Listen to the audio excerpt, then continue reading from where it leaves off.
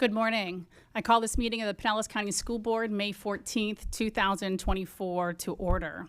We will begin with a moment of silence, followed by the Pledge of Allegiance led by Vice Chair Carol Cook, and the national anthem performed by Seminole High School's Seminole Singers under the direction of Maya Barrios.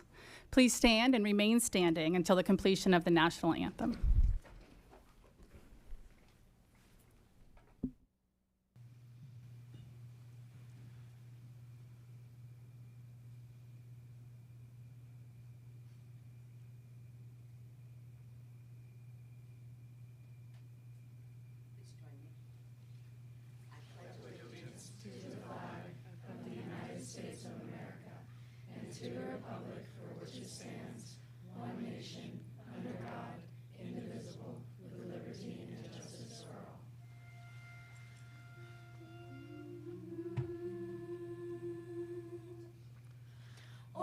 Say, can you see by the dawn's early light what so proudly we held at the twilight's last gleaming, whose broad stripes and bright stars through the perilous fight o'er the ramparts we watched were so gallantly streaming, and the rockets were clear, the bombs bursting in air gave proof through the night that our flag was still there. Oh, say, does that star-spangled banner yet wave o'er the land of the free and the home of the brave?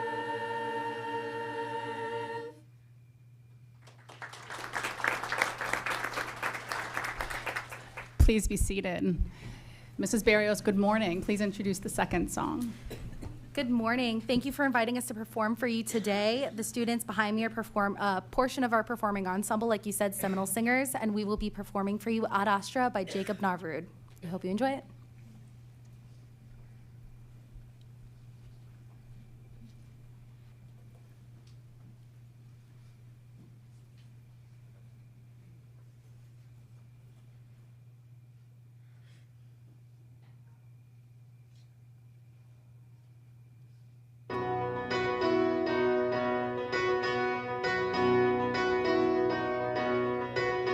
Ad astra per aspera,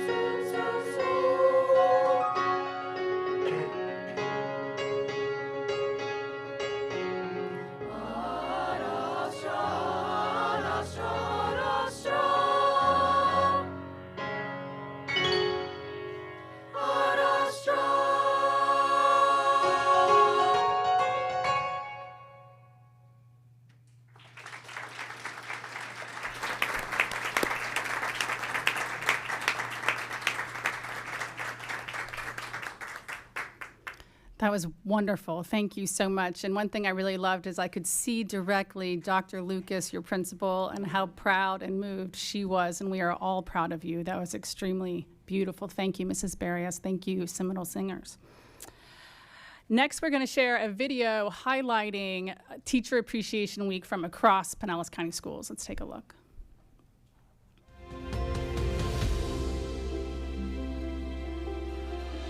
Pushed my learning to a next grade level. She's always supportive. Miss David is loyal, generous, humble, and she's kind and she's nice. All right, so one of the best things about Miss Bidding is her belief in each student. When we walk in, she doesn't see who we are now, she sees what we could be, and she works on helping us achieve that version of ourselves. She's taught us to think outside the box and go with a different solution. About life, he's really taught me never giving up. He's inspired me to go after a lot of ambitions that I have for myself. She helped me learn to read. She's the best teacher. She's the best teacher? How is she the best teacher? Because she's sweet and she's kind. Sweet and kind, that's so nice. What is the most fun thing you do in kindergarten? Play with toys and do learning. And do learning? Has she taught you some neat stuff? Yes. What has she taught you? She taught me how to count one up to 100. Up to 100? Oh my gosh. In class here, do you guys get to do anything that's kind of exciting each day? We go to the library and check out new books. And if you could say something nice to your teacher, what would you say? Thank you. Tell me a story about this person that you like. When she makes funny faces. She makes funny faces? And what's your favorite subject that you do in here? Go to centers. You go to centers? What do you do at centers? That's fun. Do the puzzles. What makes your teacher fun? Is she funny? Does she tell good stories? What does she do? Miss Wilson is so funny because last week on Tuesday, Miss Wilson get the funny ones. She did. I like it. All right. Good job, Montez. That's really wonderful, really wonderful. Last week there were parents and community organizations, restaurants and more across the county providing lunches and breakfast and decorating doors, and schools were just a flurry with teacher appreciation with those folks. I want to thank you so much, but to hear directly from the students, to hear them talk about their teachers and the impact that they've had is really special. I also love that it started with what looked like middle and high school students. Parents and community, our kids, their teachers still need you. Our schools still need you when they're in middle and high school. So don't disappear after elementary school. Stay involved even in middle school and high school, please. But that was wonderful. Thank you. Introduction of professional and community organization representatives. Isabella Mascarenas. Good morning, Madam Chair, members of the board, Mr. Hendrick, and staff. It is my pleasure to introduce the following representatives of community and professional organizations. Representing the Pinellas Educational Support Professionals Association, or PESPA, Nellie Henez, President. From the Pinellas Classroom Teachers Association, Lee Bryant, President. Representing COQUEB, Dr. Rick Davis. From the Pinellas County Council of PTAs, Reagan Miller. From the Pinellas Education Foundation, Kate Smith. Representing the North Pinellas League of Women Voters, Tanya Laundrie. From the Pinellas Arts for a Complete Education Coalition, Terry Marks. Members of the media in attendance are, from Channel 8, Trevor Sahaki and Charlie Miller. From 10 Tampa Bay, Aaron Persigian and Sasan Kosvari. Today we have a presentation from the Student Rights and Responsibility Committee. Please welcome students Devin Schwartz, Christopher Tucker, and Gracie Tubbs from Seminole High School, and their principal, Dr. Jane Lucas. Also with her is Assistant Principal Alana Brown. Good morning. Good morning, Madam Chair, board members, Superintendent Hendrick, and staff. My name is Devin Swartz, and I am a proud Warhawk at Seminole High School. Throughout my 4 years at SHS, I have found myself in various clubs and academies. Some of these include Student Government, National Honor Society, FBLA, Spanish National Honor Society, Interact, SAL Academy, E-Commerce Academy, and Sports Academy. All of these organizations have given me several opportunities, one of which being in front of the group that I am addressing today. Along with these activities, I have also found a love and appreciation for Warhawk athletics. I was honored to be selected as a county all-star player for basketball and flag football. I also hold the school record in high jump and will be competing in states for track this week. Despite these activities and the time commitments involved, I've been able to maintain a 4.5 weighted GPA, and I will be attending the University of Florida in the fall and have plans to pursue a degree in sports management and have intentions of eventually completing my master's degree. At Seminole High School, we aspire to live our lives with purpose, respect, and grit. That is the embodiment of the Warhawk Way. Each student at SHS has a purpose for learning, exhibits respect for others and themselves, while developing grit to persevere for success in life. Our faculty, staff, and students pursue this mission together in a relentless manner. Seminole High School is a 5-star Blue Ribbon and Golden School Award winner, offering international Cambridge courses and the AP experience for the 21st century learner, where every Warhawk graduate can achieve an industry certification and experience an advanced placement course. SHS is an avid school-wide site, and through our Sustainable Engineering Academy and Exceptional Science Department, STEAM integration is campus-wide. Warhawk scholars have access to 6 vibrant academies that offer national and international immersive trips, as well as extensive arts, athletics, and extracurricular offerings.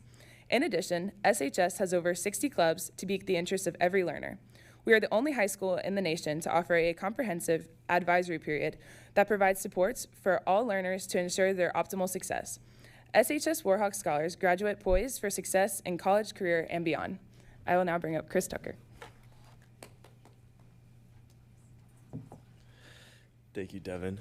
Good morning. My name is Christopher Tucker. I am a senior at Seminole High. I will be attending Florida Gulf Coast University in the fall, majoring in biology to one day become a physical therapist. I will also be joining the military reserves to assist in post-secondary education to serve my country. I am the recipient of the USF Dr. MLK Jr. Award, SBC Dr. Mac J. Williams Award, Sons of America Revolution Good Citizenship Award, and am the Student of the Month. I've completed my ESB certification, been accepted into 23 universities, 7 of which are in Florida. And I am a member of the basketball team and track and field team. Our 4x4 team, which I'm a part of, made it all the way to regionals, placing 3rd in both PCACs and in districts. I am a proud member of the Mu Alpha Theta and Science National Honor Society, SHS class officers, student government, athletic, art, and academy student leaders continues to create a culture of positive vibes and school-wide team spirit that is a second to none. The Warhawk Nation has hosted community-wide events from Friday Night Lights to our homecoming and prom spirit week, battle of the classes and dance, Gulf Coast robotic competition, women in STEM, hidden no more, international consultancy, class reunion events, and our Legacy Hall of Fame inductions. The momentum of SHS educational ecosystem continues to build. Athletically, our Lady Warhawk volleyball team made it to district finals for the first time since 2015. The girls soccer team, for the 2nd straight year, won back-to-back district championships. We had a regional championship in swim for both the 50 and 100 free. Boys basketball had the best season of our school history, winning back-to-back district championships, also winning the first ever PCAC championships and advancing to regional finals for the first time in SHS history. Seminole High track and field team had a district first place shot put champion, as well as our very own Devin Schwartz, who shattered the school record and won PCAC's championship for high jump. She is also going to states this week. Now with great honor, I would like to introduce Gracie Tubbs. Hi, everybody. Thank you, Chris, and good morning. My name is Gracie Tubbs, and I am honored to be representing Seminole High School today with two of my amazing classmates. I'm a senior at this incredible school, and I am very proud to be a Warhawk. I am the senior class president, which has been a great privilege to represent our class. We have dedicated so much time and effort to make this a great year, and the class of 2024 has truly been the best yet. The school's spirit, kindness, passion, and drive to succeed will leave a mark on the Warhawk Nation forever. I'm also in the Cell Academy, HIP Vice President, NHS Officer, Educators Rising Officer, and involved in the English National Honor Society, Live Red, Leader in Me, Rho Kappa, and more. I play competitive softball and have played varsity softball for the past 4 years. I am the captain of the team and have been honored to have played on one of the best fast-pitch softball teams in school history my sophomore year. Through these past 4 years, we have had so many incredible memories and worked so hard. I also have my own nonprofit called Operation Military Matters that I started when I was in 4th grade. Through this organization, we have sent over 10,300 care packages to our military. I have had the opportunity to work with people nationally, and with the help of our community, we have changed so many lives, including my own. This year, Devin and I had the opportunity to represent our school in the SR&R school board meetings, where we worked side by side with other students in the amazing school board. It was truly inspiring to see the passion that everyone shared. Being a Warhawk and being able to represent the school these past 4 years has been an honor and something that I will never forget. SHS is on the AP Honor Roll and was also awarded the College Board AP Computer Science Female Diversity Award this year. We are a Leader in Me Extraordinary Lighthouse Team honoree, an Alliance for the Healthier Generations, America's Healthiest School Award winner. Seminole High School and the Center for Education and Leadership Academy was just awarded a National Merit School of Distinction designation last month in New York City. And SHS Cell Senior was one of only 11 students in the country to win a Magnet Schools of America scholarship. The e-commerce program is an academy of distinction and has developed innovative and sustainable solutions to real-world problems. We are excited about our newest academy, Rise, which offers direction to students interested in service-oriented careers such as counselors, social workers, and psychologists. Our Sustainable Engineering Academy is an academy of distinction with distinguished honors that offers university and career pathways in water quality, hydroponics, engineering, robotics, drone technology, and AI. We are so proud to have 3 finalists in the Walker's Rising Stars event this year. And we celebrate Pinellas County's Teacher of the Year, our very own Mr. Madrennen, who leads our 4A Performing Arts Academy and our nationally recognized Warhawks Marching Band. They are headed to the Tournament of Roses Parade in 2025. From a volunteer and humanitarian standpoint, our ESE department and the SHS leadership team partnered with Feeding Tampa Bay to eradicate food insecurity throughout our Seminole community with the on-site Warhawk Food Pantry. Cell Academy students mentor and tutor students at all of our neighboring elementary and middle schools to encourage literacy, connection, and articulation. Our College and Career Center director and school counselors continue to be a scholastic beacon to all students as they have created a hub at the center of the school where students feel safe to explore and chart their future. Our CCC director and school leadership hosted a college and university fair for our juniors and seniors with over 40 institutions of higher learning in attendance. And they were featured on 2 news network media outlets for their phenomenal FAFSA family nights. We just hosted a career and job fair with over 35 businesses on site to assist students with employment and service hours opportunities. Thank you for giving us the time to share some of the wonderful things happening at Seminole High School. We appreciate our school board members and Pinellas County Schools executive leadership team for your support, and as always, go Warhawks.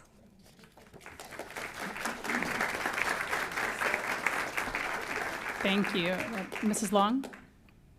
I just want to say that It has been a wonderful opportunity getting to know the three of you. Seminole is a phenomenal school. I'm a Warhawk. Go Warhawks. But I want to wish the three of you all the best. Getting to know you has been a wonderful experience. To see such great opportunities ahead for you just gives me goosebumps. So, Dr. Lucas, thank you. I forgot your name already. I'm so sorry. Brown. You're doing a phenomenal job, so keep it up, Warhawks. And remember, you made me a promise. You're going to keep in touch and let me know how things are going. Thank you. Wonderful. Thank you so much. Amendments to the agenda. Mr. Hendrick, are there any amendments to the agenda? There are no amendments, Madam Chair. Thank you. Board members, any amendments? Thank you. May I have a motion to adopt the agenda? I make a motion. Motion by Mrs. Long and a second by Mrs. Meyer. All those in favor of adopting the agenda, say aye. Aye. Any opposed? Passes 7-0. On the special order agenda today, we start with item 4.1, presentation of the proclamation recognizing May 2024 as National Speech Language Hearing Month. May I have a motion? Motion by Mrs. Long and a second by Mrs. Edmond. Mr. Hendrick, would you introduce this item? Thank you, Madam Chair. I call up Shira Long, our coordinator of speech language pathologists, to share more about this proclamation. Mrs. Long? Good morning, Madam Chair, board members, Mr. Hendrick, staff, and community members. During the month of May, the American Speech Language Hearing Association celebrates National Speech Language Hearing Month. This is an opportunity to raise awareness about communication disorders and the role that speech language pathologists and audiologists have in schools. Pinellas County Schools employs speech language pathologists who provide services to approximately 7,500 students across all grade levels. There are also 3 audiologists who provide audiological services to all students and approximately 200 students who are in the deaf and hard of hearing program in the district. At this time, I'd like to share a little about what speech language pathologists and audiologists do in Pinellas County Schools. Speech language pathologists diagnose and treat communication disorders that negatively impact a student's education, such as speech sound disorders, stuttering, and language disorders. Difficulty in any of these areas may impede the progress in these foundational literacy skills of reading, writing, and spelling. Some students receive therapy to enhance the development of social pragmatic language that will help them grow social skills to improve the effectiveness of their communication and their interactions with others. Other students who have no reliable verbal communication skills may receive augmentative communication instruction, giving them access to their education and a way of expressing themselves in an alternate manner. Our district's audiologists provide hearing evaluations for students whose families or the school team suspect that the child may have a hearing loss. An undiagnosed hearing loss can cause a student to have significant difficulty learning. The audiologists provide a wide variety of services. They diagnose the hearing loss, they provide education to the families and the school teams about the implications of hearing loss, and they provide equipment for students who need amplification to access their education. I, as the coordinator of speech language pathologists, would like to take this opportunity to recognize and honor the invaluable contributions of speech language pathologists and the audiologists working tirelessly in our schools, empowering our students to communicate effectively so they may thrive academically. I would like to thank you for taking the time to recognize them today. Wonderful. Thank you so much, Mrs. Long. Mrs. Long, would you like to read the proclamation? Yes, thank you. Proclamation National Speech Language Hearing Month. Whereas Pinellas County Schools encourages options for an active and healthy lifestyle, and whereas in the best interest of the public, Audiological services should be provided by a certified audiologist, and speech-language services by a certified speech-language pathologist to achieve effective communication skills. And whereas, through a national effort, community members are encouraged to join to raise awareness of the importance of speech, language, and hearing during the month of May 2024. And whereas this effort will bring awareness to our schools and community by the roles of audiologists and speech-language pathologists in schools. Now, therefore, the School Board of Pinellas County does hereby recognize the month of May 2024 as a National Speech Language Hearing Month. Thank you. It's significant. Thank you so much. Any parent who has a child in their schools receiving these services know how important it is on a regular basis. And as someone who stutters and received that support all growing up in school, it is invaluable, and I'm grateful for it. I'm grateful for what you and your team do every day. Thank you. Our next two items are recognitions, 4.2 and 4.3. The first is recognition. Madam Chair, excuse me. Excuse me, I have to take a vote on the pathology. Pardon the interruption, but yes, sir. Yes. Thank you very much. So back to item 4.1, the proclamation recognizing May as National Speech Language Hearing Month. All those in favor say aye. Aye. Any opposed? Passes 7-0. Thank you, Mr. Kapersky.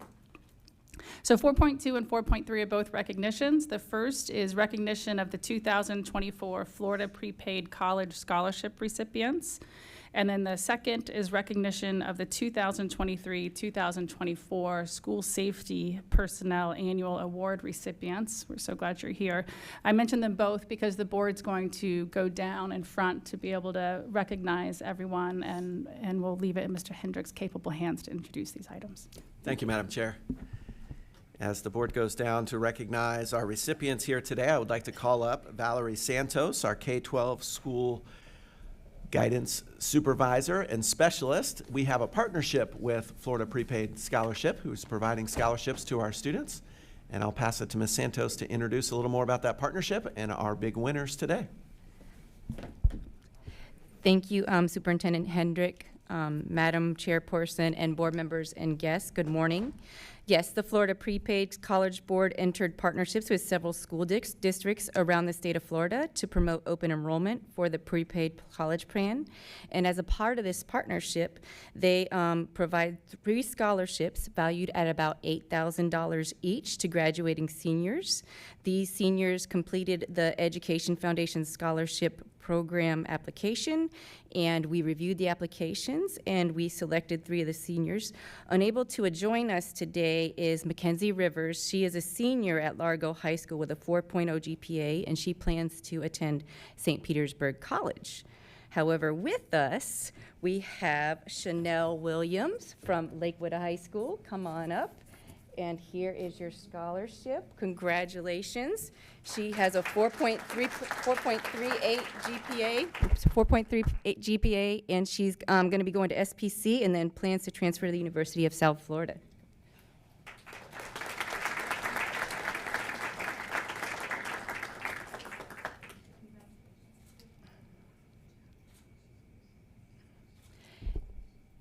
And also with us today is Annalise O'Brien. She is from Dunedin High School. She has a 4.42 GPA, and she plans to attend the University of South Florida. Congratulations.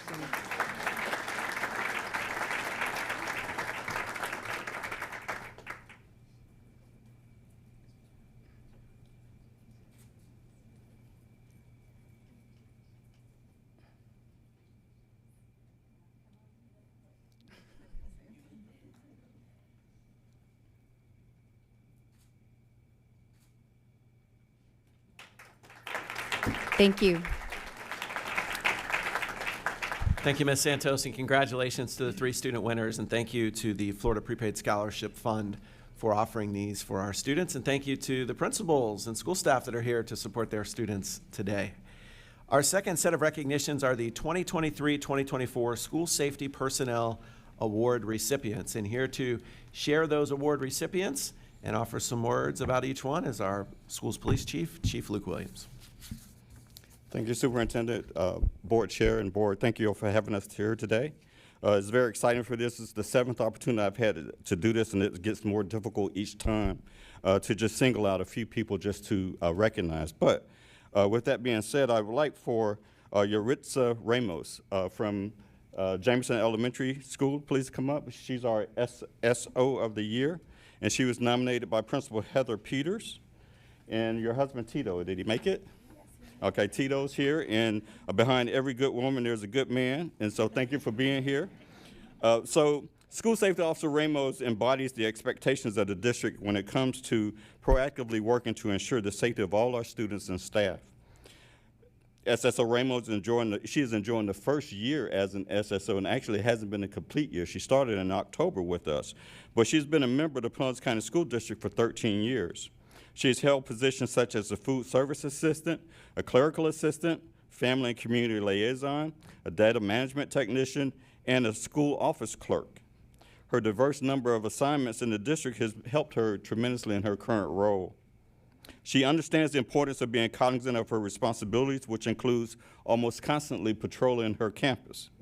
Her familiarity with her school and her working relationship with the local law enforcement agency in her area was evident during this year when she noted police activity surrounding her school. She's been trained to listen to her radio, and not hearing any police activity, she became concerned. So she went out and actually stayed out in the playground area to observe what was going on in the neighborhood. And as fate would have it, a suspect ran from law enforcement toward the school. And immediately she hopped into action and made sure that the school was placed on a closed campus and that the kids were ushered safely into the campus and into safety. She pays attention to detail. She knows her school backwards and forward. Her principal, she was, I don't know if I mentioned this, but she was nominated by Principal Heather Peters, who is here with us today.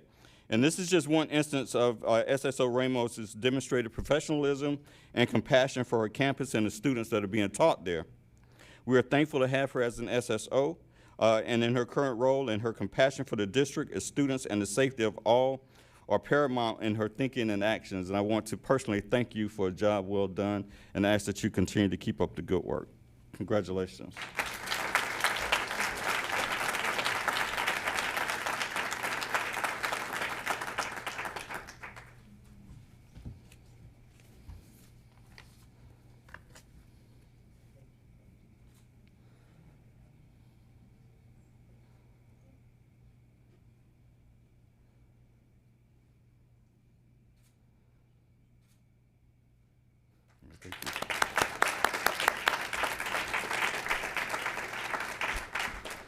Next, I have the honor of recognizing the School Resource Officers of the Year.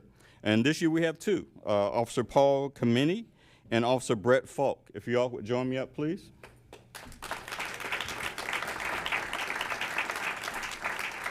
And again, I'll say behind every good police officer, there's always a support mechanism. So I'd like to welcome Cheryl Kameni and Diane Falk are also in the audience. So thank you all for your support of your husbands. Both Paul Kameni and Falk obviously work for the Clearwater Police Department, and they are assigned at Countryside High School. They are actually the inaugural recipients of the Michael A. Hawkins School Resource Officer or Deputy of the Year Award. Special thanks goes out to Chief Eric Gandy and to Sergeant Cross, Major Burnside, and to Assistant Chief Michael Wallach, who are all here, for their commitment to the Pinellas County School District and their partnership in ensuring the safety of our students. Officers Kameni and Falk are nominated by Principal Taylor Henderson. Officer Kameni became an SRO at Countryside High School in 2017, and Officer Falk joined him there in 2019. They are both highly effective mentors and role models and have built a reputation of being on task during the school day, being highly visible, and more importantly, they are approachable and have built an atmosphere of trust among the students and staff. Their skill sets and established relationships could not have been more needed or evident when an emergency occurred on the campus, which resulted in injuries to 2 students. Officers Kameni and Falk were present and quickly attended to the injured students and took the appropriate actions to ensure other students were not hurt. Because of their presence, established relationships, and the trust they've established with the students, Officer Committee and Falk addressed a dangerous situation very quickly, very efficiently, and successfully. As you are aware, the SRO SRD of the Year Award has been renamed the Michael A. Hawkins SRO Award of the Year in recognition of the 40-plus year career of retired Sergeant Michael Hawkins and his exemplary service to the generations of students of Pinellas County whom he mentored and protected. And retired Sergeant Hawkins is back in the back. It's not often you get an award named after you. But I am truly honored to present both Officer Paul Kameni and Officer Brett Falk with the inaugural Michael A. Hawkins SRO of the Year Awards. Officer Kameni.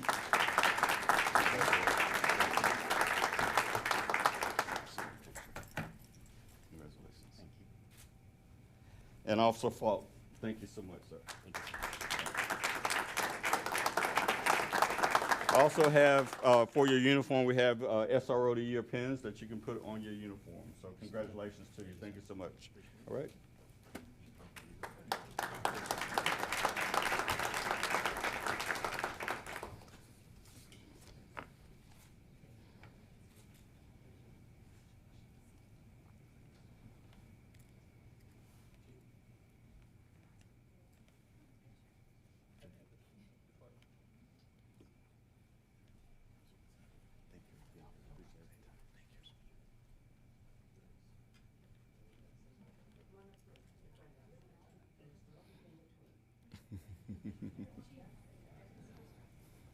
They want all the popo.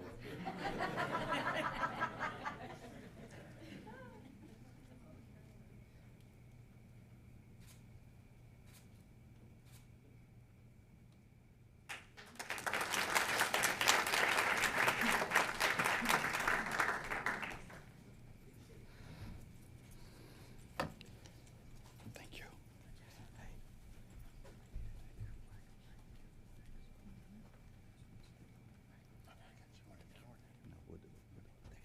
Okay, congratulations. Okay. Chief says they got to get back to work, so yeah, we got to get them back over the countryside. Okay, last but not least, the Jesse Dorsey Campus Activities Monitor of the Year Award recipient is John Darby of Lakewood High School. John, come up.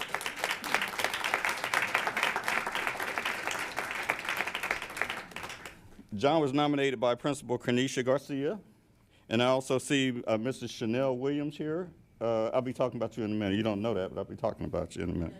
Okay, so known as a mentor's mentor, John Darby embodies the ideal of respect coupled with accountability results in cooperation. A 1980 graduate of Hollins High School, a dynamic athlete in his own right, he has not changed. He has been consistent from the moment that I met him to this very day. The consistency in his approach to others has helped him relate to his students and staff.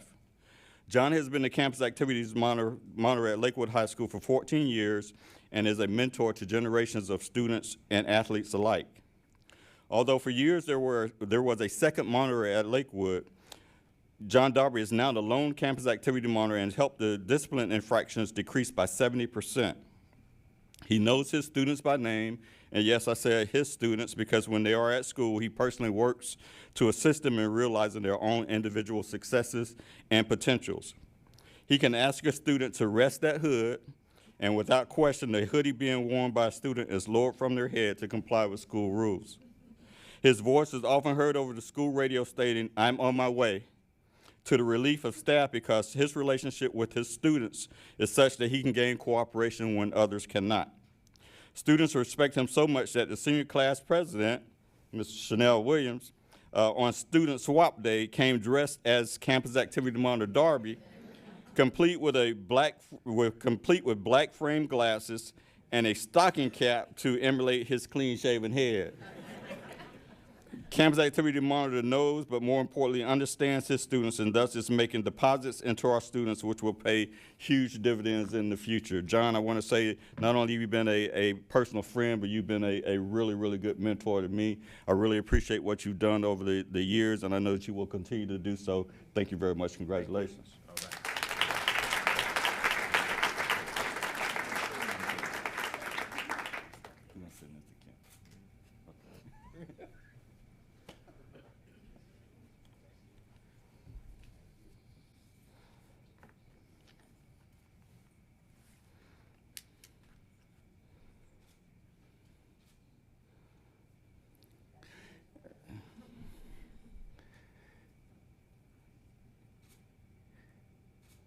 And in closing, let me just say there were over 30 other individuals who were nominated for these awards, and they will be recognized at our end of the year and at our summer training as well. But hats off to the men and women who go out daily to help protect our children and our staff. Thank you all very much for your time.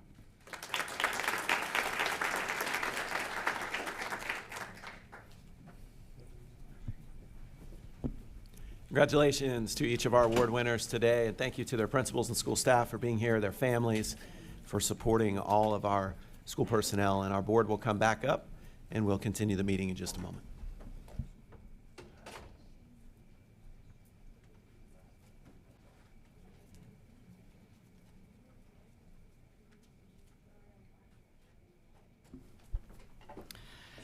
Congratulations to those prepaid scholarship winners. That was really wonderful to see. And Chief Williams, thank you for your presentation and your work in your department every single day. We all gratefully appreciate it. The biggest stamp of confidence I can give is I confidently send both of my children to our schools every single day. And I appreciate you and your team for keeping them and all of our students safe.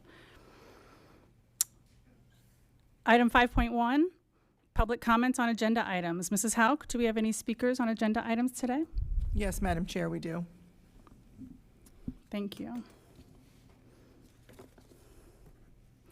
Members of the public have 3 separate opportunities to address the board when we gather for a business meeting. The first is public comment on agenda items. The second is at public hearings, most of which are policies. The last is after our meeting when speakers may address the general business of the district. At each opportunity for public input, board members are here to listen to you. This is not a time for interaction, but the board will take your comments into consideration before it votes on agenda items. The board is committed to a standard of civility and decorum in conducting our meetings. This includes refraining from clapping or making audible noises during or after a speaker's comments. We appreciate you assisting us in maintaining a civil and constructive environment. Lastly, please note that this meeting and all public comments will be broadcast live on the internet and the video will be publicly archived. Members of the public may always communicate with the board through our email address, board@pcsb.org, or by calling the board office at 588-6300. Thank you. Mrs. Hauk? Yes, Madam Chair, board members, Mr. Hendrick. The first 2 speakers are Tim Conroy, speaking to item 8.1, and Mark Clutho, speaking to items 7.31, 7.32, 7.33, 7.34, 7.36, and 8.1.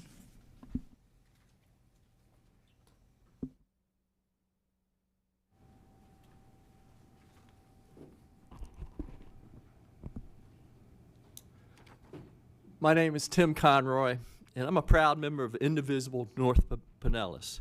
The school board has an opportunity today to send a loud message of support to teachers and instructional staff by adopting unanimously the ballot question to add a minimal tax to the general election ballot to support these teachers, to give them a living wage, to increase the pay of instructional staff.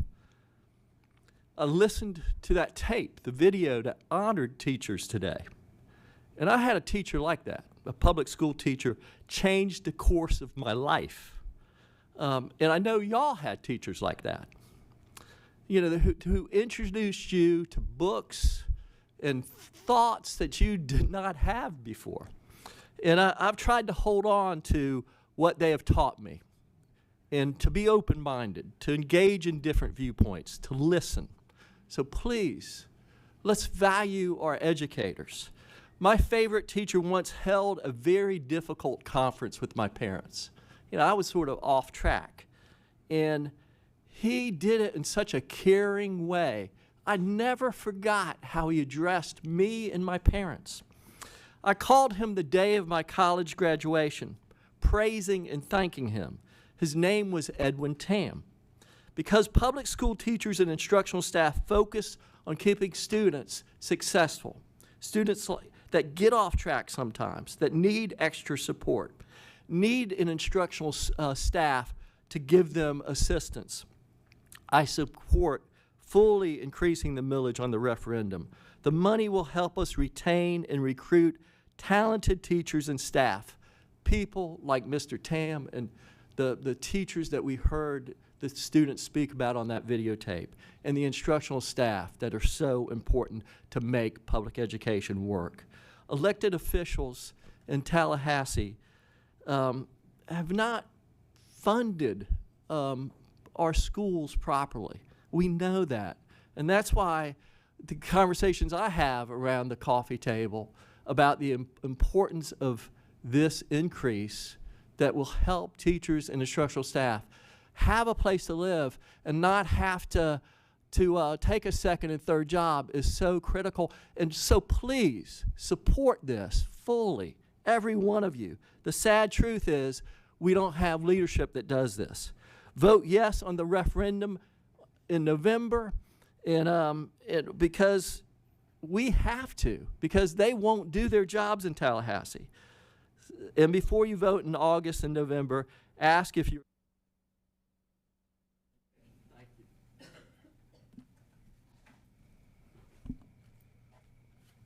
Mark Clutho, Largo. These 700 agenda items, all of them say strategic priority, fiscal and operation responsibility. Not all of them HVAC, and I don't have time to deal with other ones. You know, your agenda used to allow 3 minutes for each agenda item. Remember those days? Yeah. It's a joke now. But moving on to 8.1. Well, I can't vote for an increase in the tax because the money that you're getting now, you're squandering. Look at what you did with the money at that Clearwater High School building. And then the Largo High School. And that middle school on Belcher with those clear story windows. All wrong. I mean, I could go on and on and on with all the stupid buildings that waste the taxpayers' money that could go to teacher salaries. But when have I ever heard a teacher say, give us good, high-performance, passive solar buildings that are better learning environments for our students? It's never, ever happened.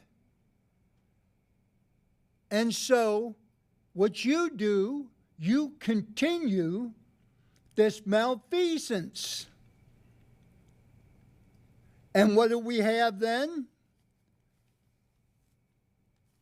The energy department says we must push to speed up permits to expand the electric grid instead of these high-performance passive solar buildings. And then we have electric bills skyrocketed recently, and here's why. Heat waves, high water, hurricanes, now what? Natural disasters can devastate learning, and schools are not ready. Oh, what a future you bring. Yeah. You squander the money and then you want more? It's not right. Not right. Earth shatters annual heat record and is nearing threshold. The next two speakers are Lee Bryant and Brendan Park.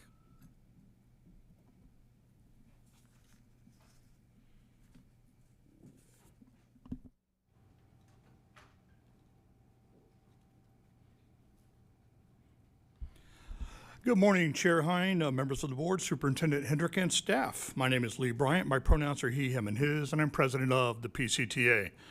I would like to take this opportunity to encourage the school board to vote in favor of the property tax referendum.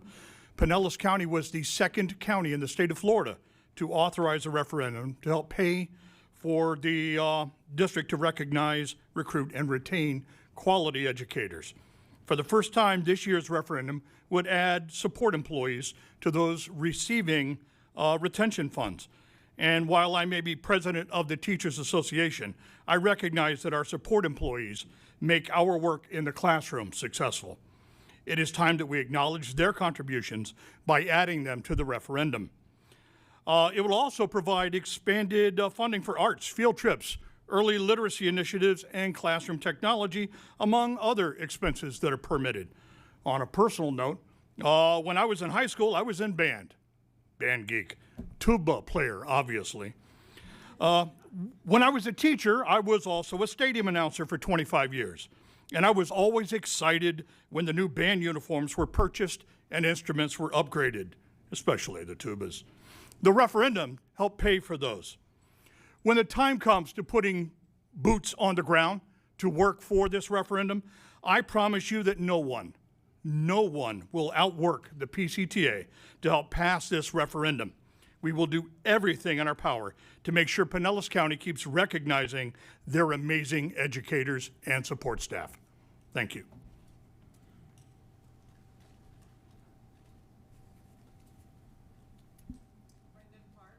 Brendan Park. The next two speakers are Aunt Avila and Dr. Davis.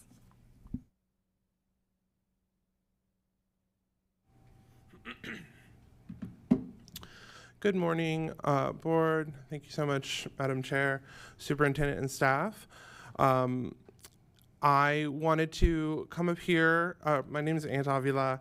I'm the community organizer with Quality Florida, and I wanted to come up here to speak in support of this referendum. I would like you all to put it on the ballot so voters can have their voices heard. I speak in support of our coalition partners at PCTA and PESPA, but I also speak as the partner of a school support professional in another county, but I understand deeply the amount of work that goes into his role, and I also understand how gravely undervalued they are in salaries, both in his county and this one. And that really needs to change. I think this district has set an example in other roles for adequately paying staff, and it's time that the support professionals get that level of respect. So I ask that you vote so that voters can make this decision in August and support this referendum. Thank you.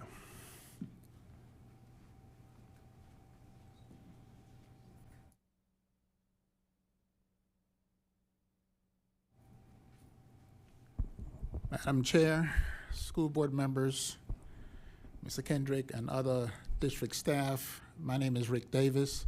I'm the president of COQUEB, and I know that most of you recognize that we have had a long-standing relationship in Pinellas County School System. I just want to go on record and support the local property tax referendum. We always have, and we will continue to do so. We believe that this district is doing some amazing thing, unbeknown to some, but I do look at this district performance. I look at other districts throughout the state. I look at districts across this country, and I probably don't thank you enough for what you're doing. So today, I want to make sure that you know that COQUEB is in full support and encourage you to also support the local property tax referendum. Thank you.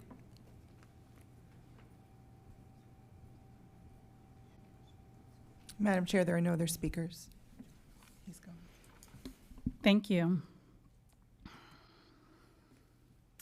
Next item on our agenda is the consent agenda. May I have a motion to approve the consent agenda? Second. Motion by Mrs. Long and a second by Mrs. Peters. All those in favor of approving the consent agenda, say aye. Aye. Any opposed? Passes 7-0. Item 8.1 on our non-consent. Recommend adoption of resolution containing ballot question necessary to add a 1 mil ad valorem tax for necessary operation purposes and authorize the superintendent to forward the resolution to the supervisor of elections for inclusion on the November 5, 2024 general election ballot. May I have a motion to approve? Move approval. Second. Motion by Mrs. Cook and a second by Mrs. Edmond. Mr. Hendrick, would you please introduce this item? Thank you, Madam Chair. Today I'm excited to bring forth a proposal for the 2024 referendum to the board. On May 7th at the school board workshop, we presented to the board and to the public an updated proposal for this year's referendum. Continued in the proposal is the implementation of the Independent Citizens Referendum Oversight Committee, ensuring the transparency and meet the will of the voters. The ballot language this year has a change in the millage from 1/2 mil to 1 mil, consistent with surrounding counties. It should be noted, and we presented at the workshop, that we are the only Tampa Bay county without a sales tax to support public schools and do not have impact fees to support our schools either. We will continue the recruitment and retention of teachers as the major component of the referendum. It has been for 20 years, and we want it to continue to be that way. Support for the arts, reading, and technology programs in our schools, which has been there, will be continued and enhanced through this referendum. And the addition of support staff salaries to the referendum is new. Support staff are defined as employees who are not on the administrative salary scale and include nearly all other employees in the district, including bus drivers, food and nutrition staff, school safety officers, school nurses, and many, many more. Your discussion and vote today is on a resolution to initiate the formal process of having the ballot language, which is clearly identified in item 8.1 on our agenda, placed in front of the voters at the November general election, as is required by law. All school referenda must be approved every 4 years. These funds are non-recurring, and if the voters choose not to renew or to vote in favor, we do not have any of the previous funds. In 2004, when the school board initially asked voters to support the referendum, Beth Rollins was one of the driving forces behind a parent group that asked the community to support the ballot initiative. Ms. Rollins has either listened to or attended in person every single IC Rock session, the Referendum Oversight Committee, since that time, spanning all 20 years of the referendum. She has ensured that transparency and accountability are upheld for the citizens and voters of Pinellas County. As she has done for each of the previous presentations of the referendum and assisted last week at the workshop, Mrs. Rollins, I'll call up to the lectern to provide an overview of the referendum, how it has supported our schools, and the importance of the initiative here in 2024. Ms. Rollins?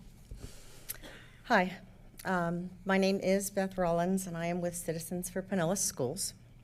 I wanted today to take us back to the reason for the original referendum.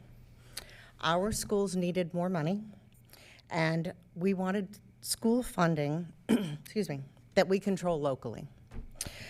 As you all know, Pinellas is a donor district in the state of Florida. What that means is that our tax dollars go up to Tallahassee and they are equalized. This system is necessary because it's the only way to provide a good education to students in rural and less affluent areas that don't have a tax base large enough to support a quality school system.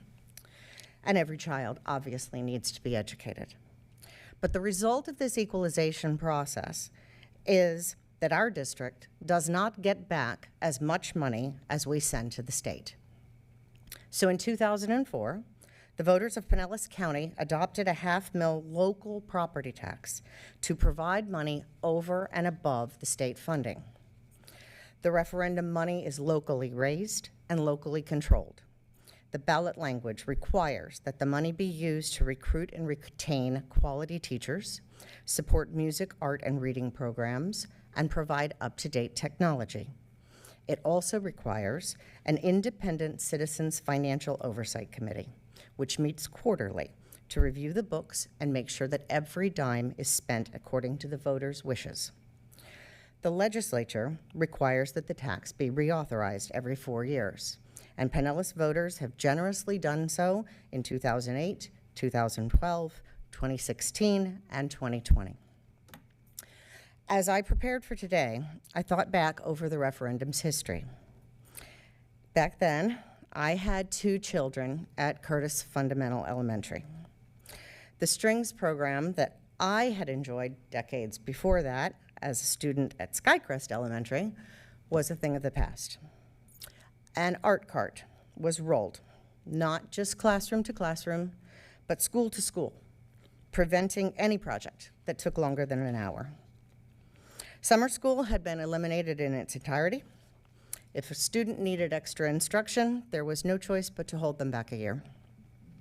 Teacher pay was not competitive with surrounding districts, making it impossible to hire the best and the brightest. And the technology in our classrooms was antiquated. It was easy to see that these conditions were not ideal to prepare our children for a productive future. Fast forward to today. Every kid has a district-issued laptop that they take home. Students have musical instruments in their hands again, and our beloved strings program has been restored. All students participate in no-cost art museum field trips. Remedial reading programs offer intensive small group support. And of course, we have seen the benefit of being able to hire high-quality classroom teachers. We have an amazing success story to tell. The district and this board have worked diligently to be good stewards of the people's trust. The Citizens Oversight Committee has met every 90 days for 20 years to keep a watchful eye on spending and report back regularly, providing transparency and accountability to the taxpayers. But there is also room for improvement. The proposed 1 mil will allow us to further expand the arts, music, technology, and reading programs that we have rebuilt. It'll allow an even greater supplement for teacher pay, so we can recruit and retain the very best for our classrooms. And with 1 mil, we can bolster our support staff as well. As a community, we know that bus drivers and the school transportation schedule affects not just children and their parents, but workplaces as well. We desperately need more school nurses, and every healthcare job today demands a competitive salary. Hiring good classroom teachers aids, facilitates small group instruction. Then that lets us focus on each student's individual needs. In this day and age, we should always have the resources necessary for our school security officers to create and maintain a safe learning environment. 1 mil will allow us to address all of these issues. And we cannot ignore the things that have changed outside of Pinellas County. At the time of the original referendum, as has been said, the only other county in the entire state with a local option tax was Sarasota. Now our surrounding districts of Hillsborough, Pasco, Manatee, Sarasota, and Hernando all have both sales taxes and impact fees over and above state funding. Pinellas schools have neither. More to the point, Manatee, Pasco, Sarasota, and Hernando all have a full 1 mil in place to help fund their schools' operating budgets. And Hillsborough's full 1 mil will be on the ballot this November. Asking voters for their support is not something that I take lightly. I think they deserve transparency and accountability. I believe that all tax dollars should be monitored carefully, and I believe you only get voter support after you have earned their trust. I think we've proven ourselves, and I think that the results of the last 20 years speak quite loudly. I am also in awe of the huge things that we do collectively with relatively small sacrifices to each individual. Today we are asking to move from a half mil to a full mil. And that, of course, is applied to taxable value. Let's take a moment, though, to remember that taxable value is not what you see on Zillow or what your neighbor sold their home for. Taxable value is after the Save Our Homes and any homesteads are applied, and typically taxable value is far lower than market value. But back to what the proposal costs. Each homeowner under this new proposal would pay $100 a year for each $100,000 in taxable value. To bring it home, I looked up my own tax bill. Under this proposal, my husband and I will pay $305.14 a year, about $25 a month, less than 85 cents a day. But remember that we are already happily paying $150 a year. So this is not a full mill increase. Speaking personally, I think this money is a bargain to give our kids the art and music experiences that provide a well-rounded education. I think it's a bargain for the classroom technology that they have to master if they're going to succeed in either college or the workforce. I think it's a bargain to make sure that our district has bus drivers, school nurses, and security personnel that our students need. I think it's a bargain to provide classroom teachers' aides to give every student the personalized attention they deserve. And I think it's a bargain to be sure that we can hire quality teachers and keep them from being lured away by our surrounding districts. 20 years ago, we needed a half mill to build back our programs and hire the best and the brightest and make sure that our students achieve success. It has worked wonders, but it is time to step up our game. Good schools support good, high property values. Our businesses need a well-educated workforce and skilled labor. A pool of workers encourages business expansion and relocation to our area. Educational successes lead to lower crime rates and reduce the strain on a social services net. Mostly, a strong school system offers the next generation the gift of opportunity, the opportunity to be anything that they want to be. Our schools are truly the foundational building blocks of our community. There are representatives here today from a cross-section of organizations in support of the referendum, and I would ask that those representatives stand.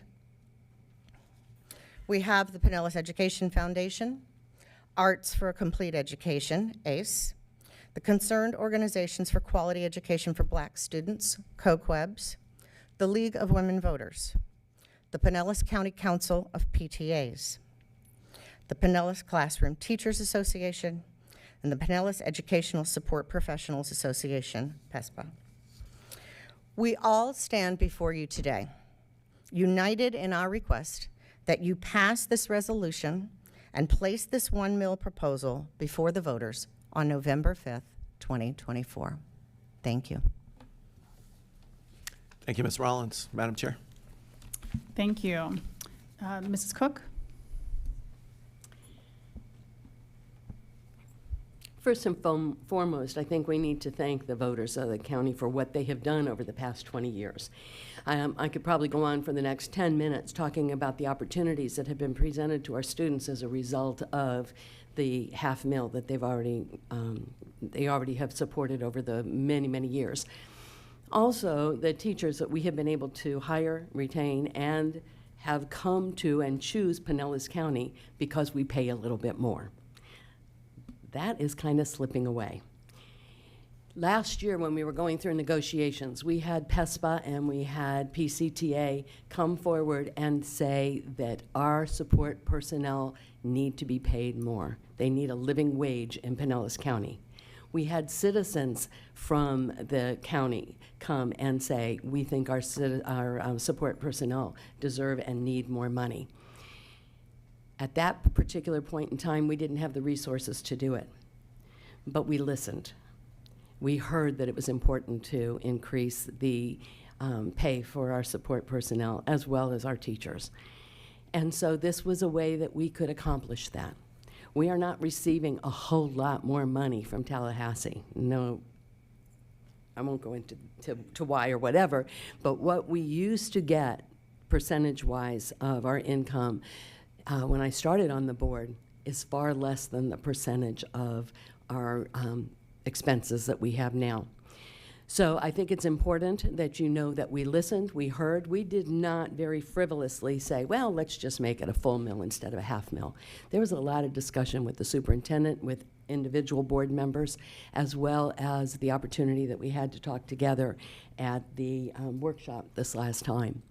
So with the people that came to us and said this is important, we're going to put it on the ballot. Hopefully, each one of us will be supporting that, to be able to put it on the ballot and to allow the voters to decide, is this something that we want to continue for Pinellas County? Our students deserve it. You have seen over the years the increase not only of opportunities, which I mentioned earlier, but the closing of the achievement gap. We're getting closer. Our students are are getting the extra attention that they need, and it's an important piece to making sure that we are providing the best opportunities and the best teachers and the best experiences for our students. So with that, I want to say that I will support this 100% and allow the voters of Pinellas County to determine whether public education is important enough to them to support our children. Thank you, Mrs. Peters. Thank you. You know, as a parent in Pinellas County, and I'm in my second year as a board member, I knew it was important to support this referendum, as I have as a voter since 2004, the first year that I was here. And now that I've been on the board and I've learned how our budget works, again, to the state money that we do and don't get, the state gives us money based on categoricals. I will not go into that, but they tell us where the money goes. We can't just move money around. I want to encourage everybody, we have to vote on this today. You guys have until November. And the workshop that we just had last Tuesday, there were amazing slides on that workshop that Ms. Rollins helped us put together. They put all the information up there for you to view. So I really strongly encourage you to go to our most recent workshop, and you can listen to it and follow it along while we have the discussion and read the slides and all the information that's available. I really strongly encourage every voter to do that before they make this decision. It will help everyone understand it a lot better. I know it did me. You can email me personally, board@pcsb.org or petersda@pcsb.org. I will send you the link with the timestamp so you can fast forward to 14 minutes and 52 seconds where that discussion starts if you don't want to listen to the whole thing. And that's agenda item 2.2. And so I think it would be really, really important for people to review all of that information.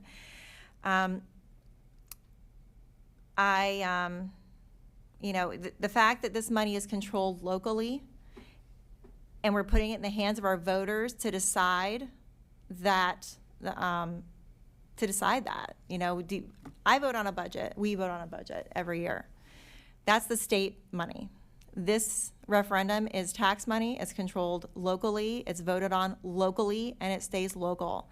And that means more to me as a voter and as a board member than the majority of the money that we get here. It's valuable. And so I want to be clear that I'm not telling people how to vote, but I support every opportunity to put it in front of the voters to make that decision versus having a board vote on it for you. And you know, I'm going to be supporting this referendum language today, and I'm proud to do that as a board member here. And I just encourage you all to thoroughly educate yourself before you make that decision in November, okay? Thank you. Thank you, Mrs. Kane. Thank you. Thank you so much, and thank you for the presentation. I also learned a lot of very valuable information from that workshop that was held, but I want to say a couple of things. The first of which is, since I've been on the Pinellas County School Board, this is my 6th year, I've seen an incredible increase in our educational output based upon the increase of student experiences. I have seen school grades improve, I have seen district scores increase, and I've seen an incredible amount of awards given out each and every year that seems to increase throughout the district with every passing day.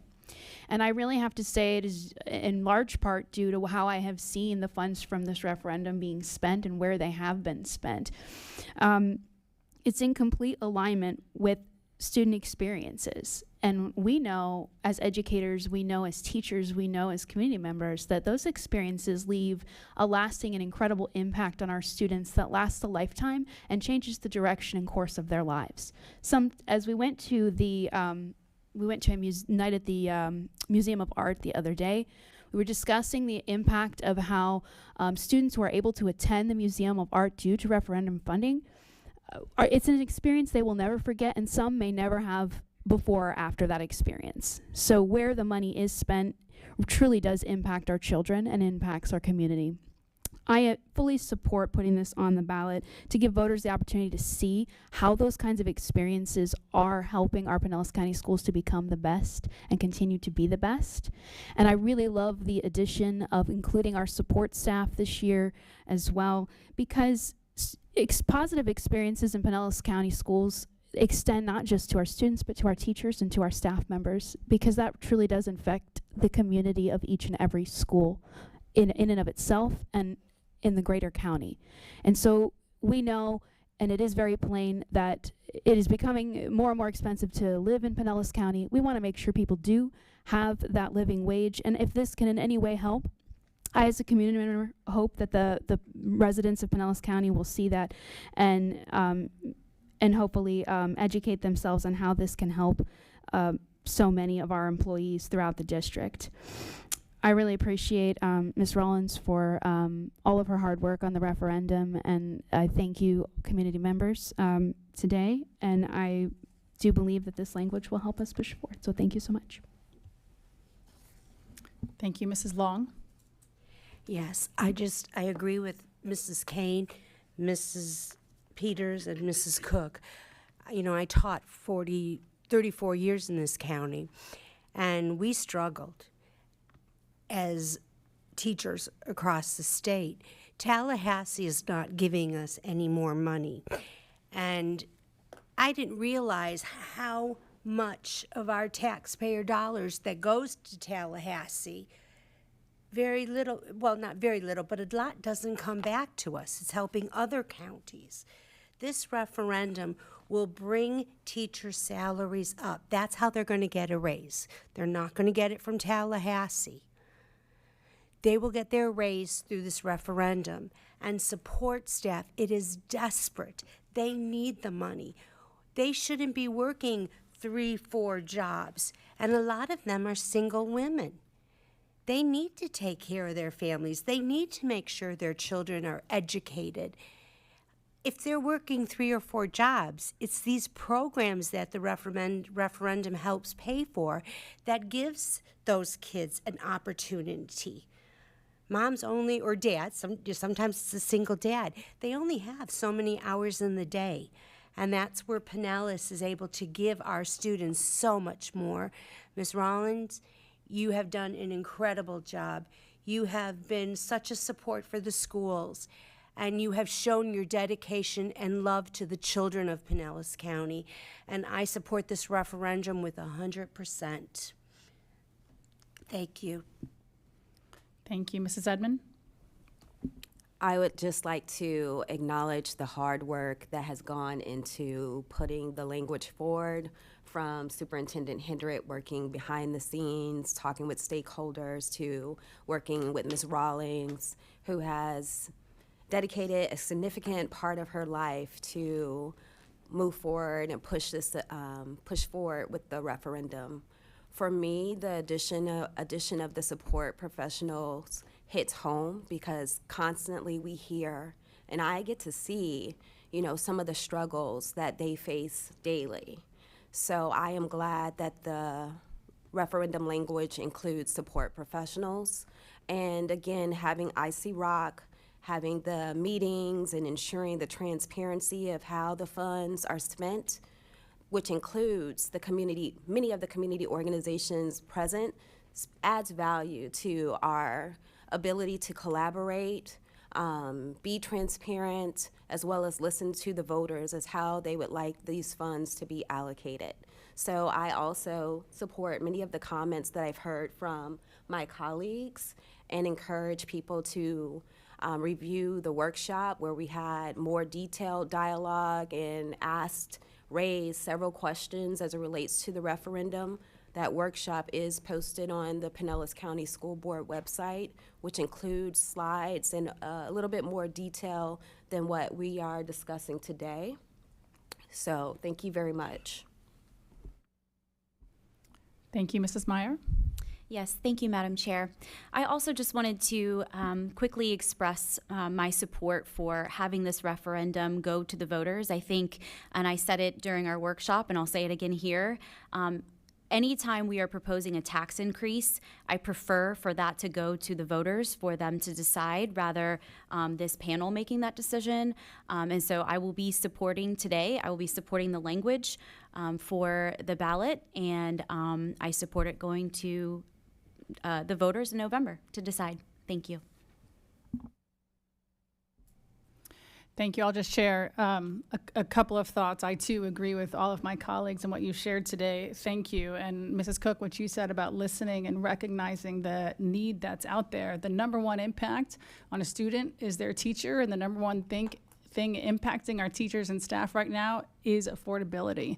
You know, last year during our budget season, I feel like we shook the trees the best we could, and we were able to give a 4.5% increase to teachers and staff, whereas we only had 2% increase from those state dollars. And so you shake the trees as much as you can, but then in order to provide anything else meaningful, it does require additional revenue, and we don't take that lightly. We certainly don't take asking for that lightly. I do think, and someone mentioned about the results, if you look at the last 20 years since when Ms. Rollins, first led a movement to bring this referendum to Pinellas County, whether it's graduation rate, workforce industry certifications, across the categories. Now, there have been a lot of partners in that. There have been a lot of partners, and a lot of them are in this room. Thank you for being here. Certainly the work we've done with the Bridging the Gap plan, the work we've done with the Arts for Complete Education, a number of organizations have helped support the growth in student outcomes that we have achieved, but remuneration matters. It does. So I think asking for this based on our results, I definitely support it. Thank you for bringing up the presentation in the workshop, Mrs. Peters. That was something I was going to mention as well. There's a lot of good information, and you know, our board has set the bar for excellence high in our strategic plan. And if we're going to achieve that excellence in student outcomes, then we must have the best and brightest teachers and staff. Period. And this updated referendum will allow us to recruit and retain the best and brightest teachers and staff and provide those exceptional arts programs across our schools and across ages. I definitely support putting the update in front of our voters, and will advocate for our community to continue its overwhelming support of Pinellas County Schools. Mrs. Cook? Yeah, there's just one thing I would like to clear up. One of our speakers said that we are wasting money building buildings, and that money should be spent on teacher salaries. I just want to clarify the fact that we can't. There are two separate pots of money, and we are allowed to spend capital outlay money, for example, building the schools, buying computers, doing those kinds of things. And then we have the operation budget. That's where the salaries come from. So we did hear it a lot, again, during negotiations, and it just came to me. So I wanted to make sure that people understood that it's not that we can take money from, instead of building buildings or improving or doing maintenance on those and transferring the money over. That capital outlay has to stay in capital outlay, and our operating is what we're asking for with the referendum. So just a moment of clarification. Thank you. Seeing no further comment, we'll take a vote. All those in favor of item 8.1, say aye. Aye. Any opposed? It passes unanimously, 7-0. Next item on the agenda, items introduced by the superintendent. Mr. Hendrick.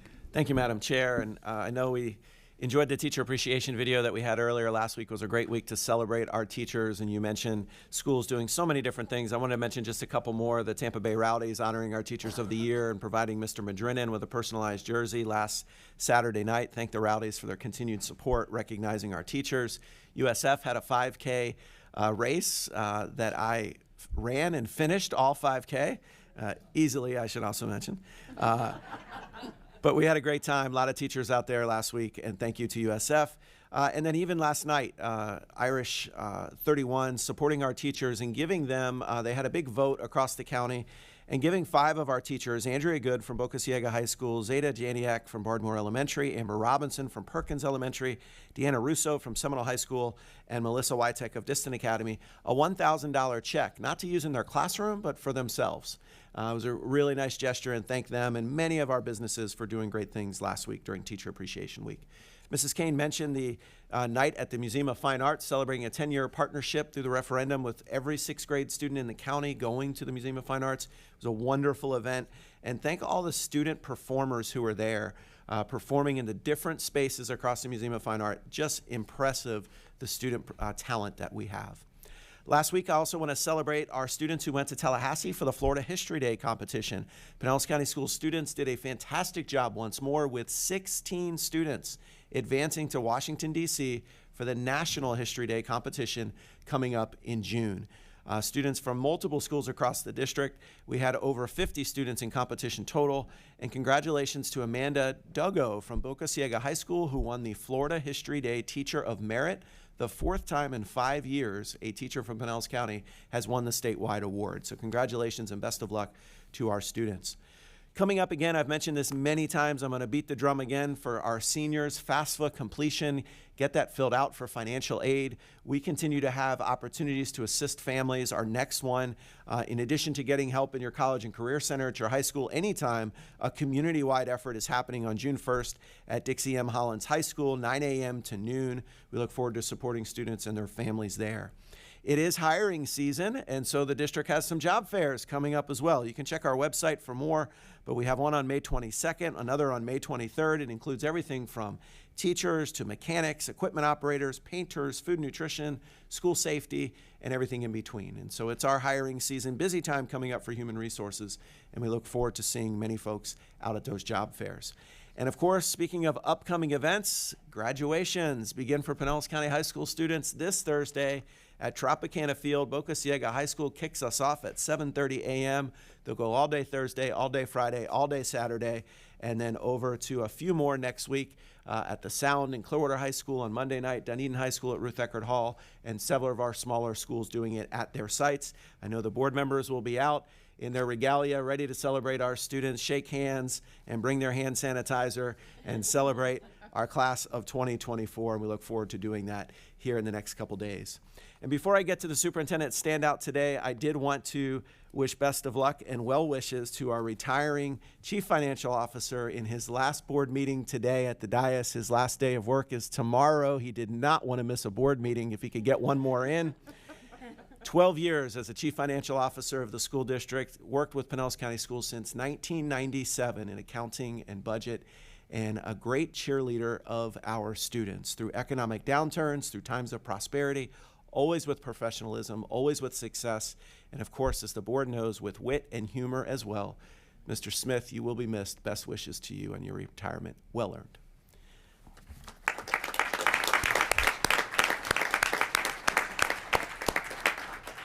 And finally, the superintendent standout today is Mrs. Ashley Timberlake, a theater teacher at Palm Harbor University High School who's worked for Pinellas County Schools for over a decade. And recently, she was recognized by a colleague from Palm Harbor Middle School who said Mrs. Timberlake and her students graciously assisted our theater program at the middle school, allowing her high school students to aid in our production and using her own class time to support our program.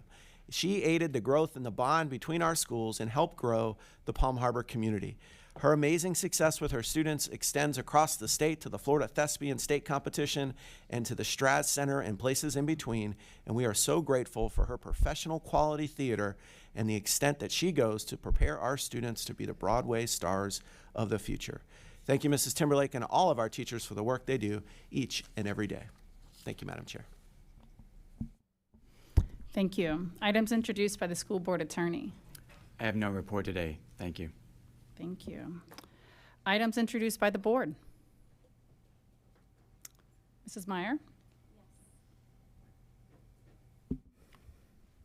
Thank you. Good morning, everyone. In early April, the reading of Invisible Monsters at a Hillsborough County School Board meeting sparked widespread attention due to its deeply inappropriate content. Subsequently, I discovered this book was available at 2 Pinellas County schools. After obtaining and reading the title, I submitted a formal challenge on April 12, 2024, representing not only my concerns, but also those of the community. To be clear, this is the same action available to any parent, teacher, or member of the community through our board policy 2510.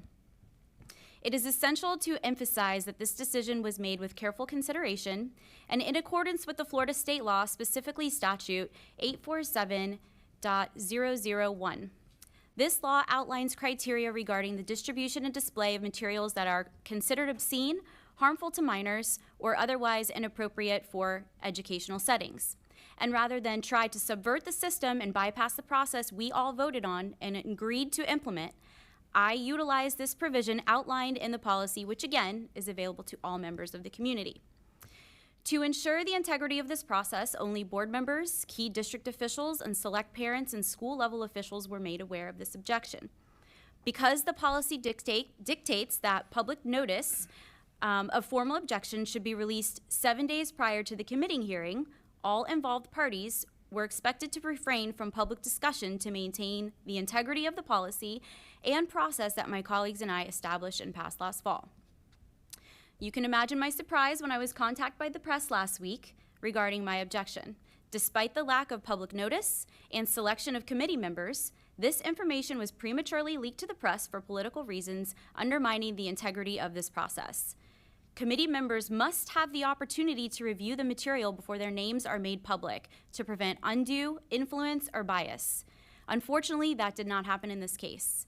This action is a dereliction of duty and has the potential to cause the members of our community to lose confidence in the processes and policies that this board enacts. While promoting intellectual freedom and diverse perspectives in our educational materials is crucial, it is equally important that we ensure that materials are provided to our students and they're age-appropriate, respectful of our community values, and align with our educational objectives. However, our district and members of this community who raise concerns are constantly accused of cherry-picking and taking passages out of context. So to my colleagues, the press, the community, everyone here, I ask them, in what context are graphic descriptions of deviant sexual acts appropriate for minors? In what context is it appropriate for children to read about fisting and felching? I ask because that's what's in this book. And I will be providing my colleagues with copies of these explicit passages, and I'm willing to provide any of you a copy of those passages as well at your request. It's imperative that stakeholders have confidence in the process and that those tasked with carrying out the process demonstrate prudence with sensitive information. I also firmly believe in fostering an environment where students have access to a wide range of literature that stimulates critical thinking, empathy, and cultural awareness. However, it is also incumbent upon us as educators and community leaders to exercise discernment in selecting materials that are suitable for the educational setting, reflective of our mission, our vision, and our district's strategic plan. I look forward to sharing further facts and details at the formal objection hearing in the coming weeks. Thank you. Thank you, Madam Chair. Thank you. Mrs. Cook? As Mr. Hendricks mentioned, it is graduation season, and I would like to share my congratulations with all of our students that are going to be going across the stage and receiving their diplomas this next week. I also want to say, be careful between now and then. Don't do anything silly that will prevent you from walking across the stage and getting the recognition that you deserve. In addition to that, I, too, believe it or not, would like to congratulate and wish our Chief Finance Officer the best. I'm not going to growl at you. I'm not going to say anything other than you have been a tremendous resource for us. What you have done for the district has been unmatched. You have been able to take a dollar and squish it and stretch it, and we appreciate it. Your consistency, your integrity, your knowledge has allowed me to trust you in what you do. And that's very, very important when we're looking at a budget constantly. I wish you all the best. We will miss you. And thank you for what you've done. I'm trying not to scowl today because we were going to walk out together and you're beating me to the punchline. But we do wish you the best. And thank you for everything you've done. Thank you. Mr. Smith, thank you. God bless you. And I still have your mobile number. we're very, very grateful. I would just share, for those of us who are in the rhythm of the school year, this is a very vibrant time. I want to thank my fellow board members who have been to a lot of events in the recent weeks and are going to be going to a number of graduations in the coming weeks. And I just want to highlight a couple of the events that we've had in the last week or so. They're so inspiring, and I would love for the community to hear a little bit about them. One of them is called the Turnaround Breakfast. It's held at Banquet Masters in Largo. We celebrated one student that was nominated by their principal from 50 different schools. And one of these students I want to mention to you, his name is AJ Jackasol, and he goes to Richard O. Jacobson Tech High School. We call it Tech High. AJ had low grades and really high number of disciplinary referrals when he was in middle school, and they were worried about what his high school career would be like. Well, now he is on track to graduate with a 3.0 and with his certified veterinary assistant certificate. That's a pretty great turnaround. Speaking with him, he plans to enroll in college while he's working as a CVA to study animal behavioral science, inspired by that program at Tech High. AJ's mother and grandmother were there, along with Principal Woofenden, and they were grateful for the schools and the teachers' partnership with AJ to make this turnaround possible. And again, there were 50 students that were recognized and all of their stories shared. It was incredible. That event is sponsored by the Krause family and has been for over 30 years. They have Seminole and Sunrise bowling lanes in our community. So this summer, when you need to beat the heat and get some air conditioning, go bowling and tell them thank you for supporting our schools for so long. I also want to highlight the Honors Breakfast we held at University of South Florida, St. Petersburg, and the Student Achievement Awards at Osceola High School. More than 100 high school students were recognized with top achievements. We had 17 National Merit Scholars by my count. I'm sure we'll get some updated numbers at the end of the school year. Plus, we had many other national and state awards and scholarship winners. It was incredibly inspiring. Our Career Technical Outstanding Student Awards at Pinellas Park High School, students of all ages earning industry certifications and ready to be right out with their job opportunities. It's just an example. We get to see this time of year if that strategic plan is or isn't working, and we set that bar for excellence and opportunity. So it is inspiring to participate. While it might be also slightly exhausting, but it's wonderful. And in these next 2 weeks, we have those graduations, and 2 weeks from tomorrow, the last day of school, we get into the cultural rhythm of summer. Our next board meeting is an evening meeting. Our next regular scheduled board meeting is an evening meeting on June 11th. And then we're right into the budget season with the June 25th work session on that. So this is our opportunity to say, in all of the vibrance that is current and in the coming weeks, we do see that bar for excellence being achieved. And as long as we continue to provide that leadership and support, then we can and we do achieve that excellence here in Pinellas County Schools. And so to all of our teachers, our staff, and our leadership, as this school year ends, we know that you will have left it all on the field. And we see your hard work, and we see the excellence and the opportunity that it provides all of our students, and we thank you. Mrs. Woodford, do we have any requests? I did not note any requests today. Okay, with that and seeing no other business, I adjourn this meeting, and we'll move to public participation. Mrs. Hauk, do we have any speakers? Yes, Madam Chair, we have 8 speakers. Thank you.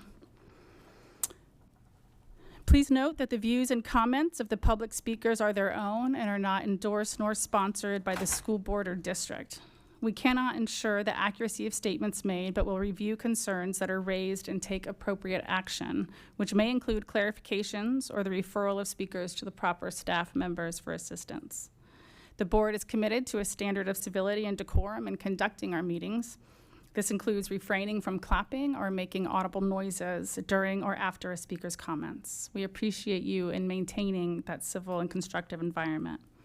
Additionally, please note that although board members or Superintendent Hendrick may leave the dais briefly, there are speakers in the back room, and we will continue to be able to hear your comments. Thank you. Thank you, Madam Chair, board members, and Mr. Hendrick. The first 2 speakers are Mark Clutho and Gloria Savali.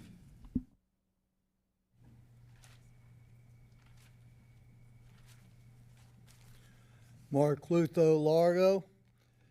Well, Moms for Stupidity are here today. I'm going to have to deviate from what I'm usually here to say. Here's the book, War is a Racket. General Smedley Butler, awarded 2 Medals of Honor. Your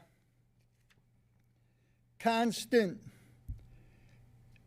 adulation of the military is just sick. Sick. You know, I have to tell the best war story ever. I don't know if I'll finish it today, but, you know, when I got back from NAM, I had almost a year and a half to serve. Went to a post that was named for one of those Confederate traitors, Fort Hood. And I got down there with that big form, went to the quartermaster to get everything issued. And I got everything except for an overcoat that they didn't have in my size.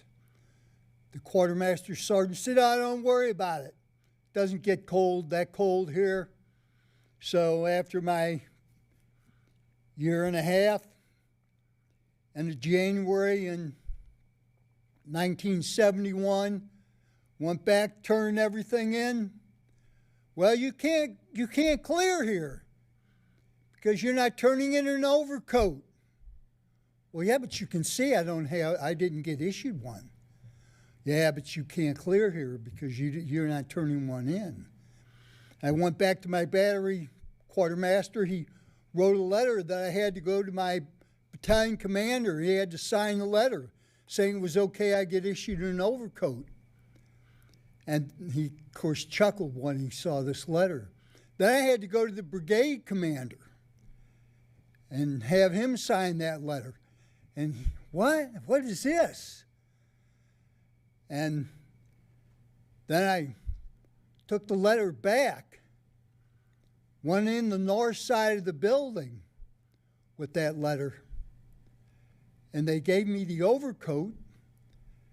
I went around, went in on the south side of the building and turned in the overcoat so I could get out of the Army. That's how sick the military is. Mind you, I was a sergeant, not a private. Sick, sick, sick. You people are sick.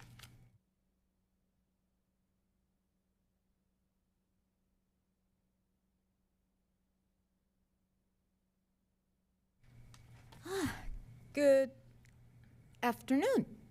Anyway, my name is Gloria Savelli. So I'm going to propose something to you. Imagine a 13-year-old girl, maybe your daughter, has been on social media with a stranger claiming to be a young man, complimenting her and ultimately looking to take her. Would you know that even was happening? Does she have any idea that's what's going on? Education.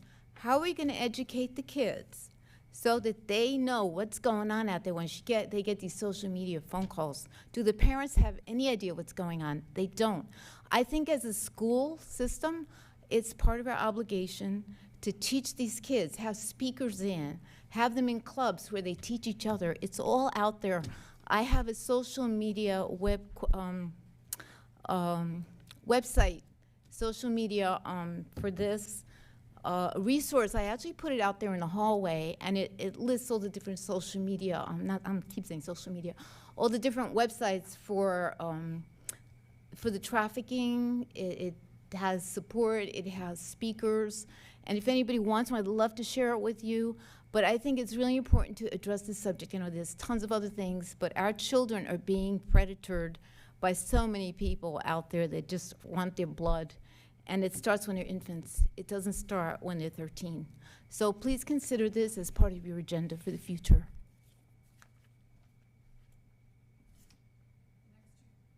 Excuse me, the next two speakers are Jamaica Bowden and Tamara Perez.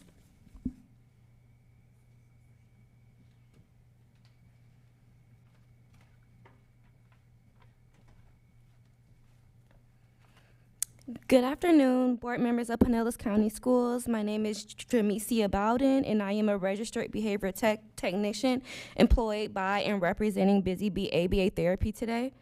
Busy Bee is a community-based ABA company that strives to provide top quality, medically necessary ABA. Excuse me, Ms. Bowden. We're going to stop the time there so you don't lose any.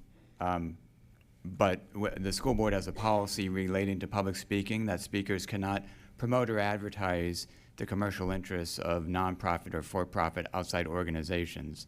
So I'm not sure where you're going with that, but can you please keep that in mind as you continue, that this is not an opportunity for you to promote an outside business. You're certainly able to send an email to the superintendent or a purchasing department if you want to promote a business and seek to do business with the district. Okay. Well, my speech, it was going into expressing concerns of providing services for ABA to those who are in the ESC program at public schools.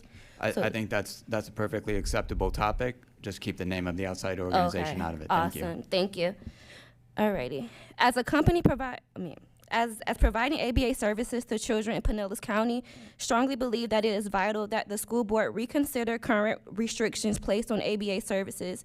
These restrictions, which grants principals the authority to limit service locations on campus and restrict service times for ABA, have significant implications for the well-being and progress of students who require these services.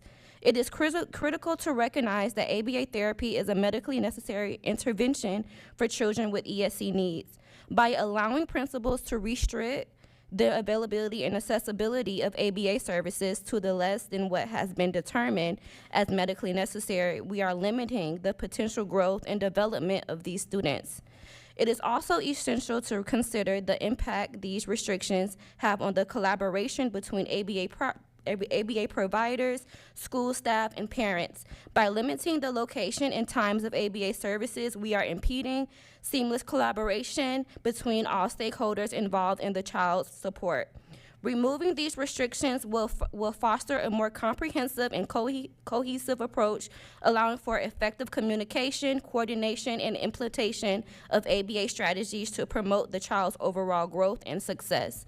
As a result, therapy goals can be met more efficiently with long-lasting effects when it is integrated into the child's daily routine and delivered consistently across a variety of settings, including classroom, playground, cafeteria, and other school environments. In conclusion, the school board of Pinellas County, Florida should reconsider these restrictions placed on ABA services.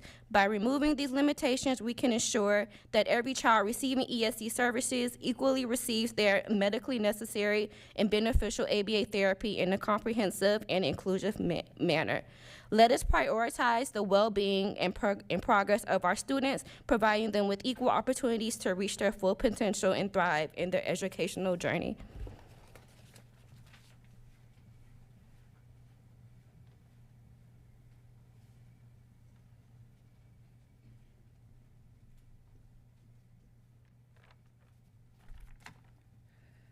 Hi, my name is Tamara Perez, and I represent the 1,200 plus members of our group, Project ABA Rights. We are a grassroots effort advocating for ABA and all private therapies in our public schools. ABA therapy is the gold standard treatment for autism and has been life-changing for my son. Much like a child with a physical disability that may require a wheelchair, a child with an invisible disability may require ABA therapy. What I have noticed is that even though all districts across the state are underfunded, understaffed, and teachers underpaid, we as parents are offering schools a free lifeline that not only helps special education students, but assists ESE teachers, educators, and principals by reducing problem behaviors in the classroom. Children cannot access curriculum until behaviors are first addressed. Therefore, when schools deny ABA therapy, you are essentially denying our special needs children equal access to an education. What I have noticed is that districts love to take the wait-and-see approach, resulting in reinforcing negative behaviors, unnecessarily disrupting the classroom, creating anxiety, and new self-esteem issues. You know a child needs support, but before you grant that child services, you first want to collect data to show how poorly the student can do unsupported. You are essentially taking a child that we have told you cannot swim, and yet you throw them into the deep end with no life supports. And to no one's surprise, that child starts to drown. Slowly, you start to throw in supports, a little OT, a sprinkle of speech, a pinch of ABA, and not 1 minute more, until the child is clinging for life, barely treading water, and hardly able to breathe. The school now considers this the perfect amount of support. Imagine for a moment we load up a child with all the necessary supports they could possibly need. We hold their hand and assist them in the shallow end of the pool, where they're still confident and can touch the bottom or hold onto the wall. As they make their way into the deep end, we slowly start to remove those supports, fading out, eventually leaving a child alone in the deep end, but now strong, confident, and independent. No one knows how long it's going to take for each individual child to make their way across the pool, but it's our job as the adults in the room to support and guide them on their journey so that they can go on to be successful adults later in life. We're throwing districts a lifeline, and they're tossing it back. We need a cultural shift that can only come from leadership at the top. Thank you. The next two speakers are Leslie Smith and Lee Bryant.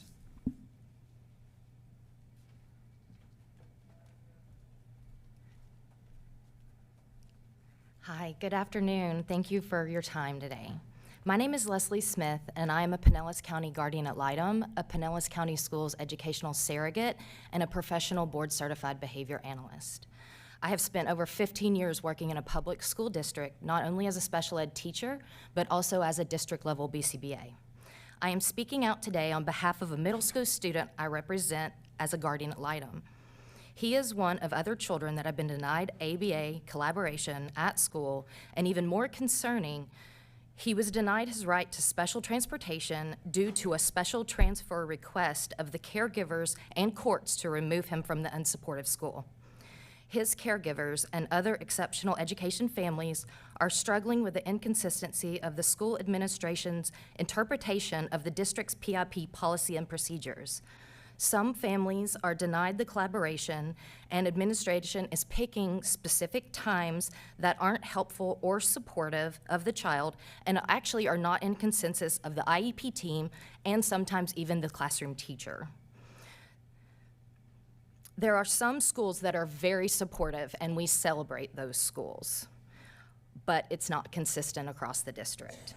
I am here in hopes that I can get assistance with reinstating my foster child's special transportation at his new school, who is supporting him, as well as create awareness for the school board of the administrator's inconsistency of the PIP policies and procedures, and I hope to get the school board's support of the importance of collaboration with ABA medical providers to ensure all exceptional ed students have the highest quality of care at no cost to the district.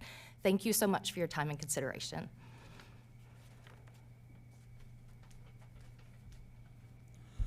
Good afternoon, Superintendent Hendrick, somewhere in the back, and staff, Chair Hine, and members of the board.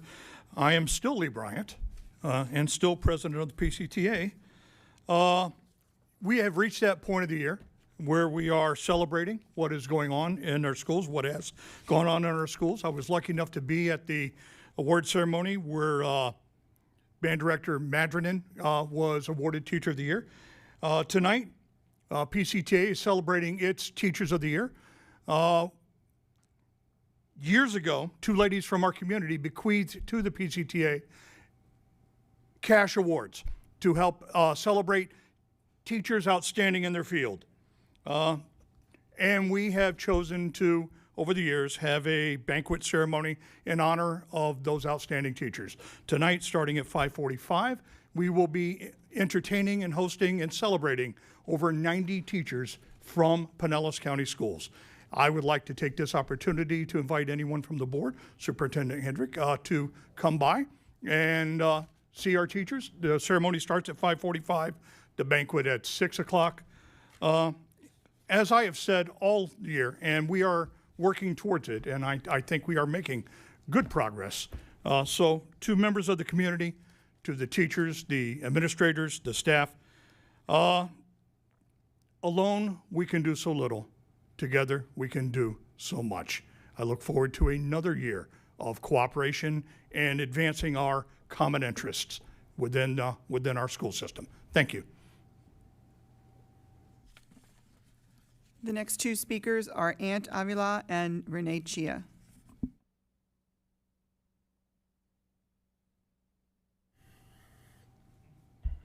Hello again. Thanks for the opportunity to come and address you, Madam Chair, Board, Superintendent, and staff. Aunt Avila, Tampa Bay Community Organizer with Equality Florida. I thought I would need to also put my name in for this portion of the meeting.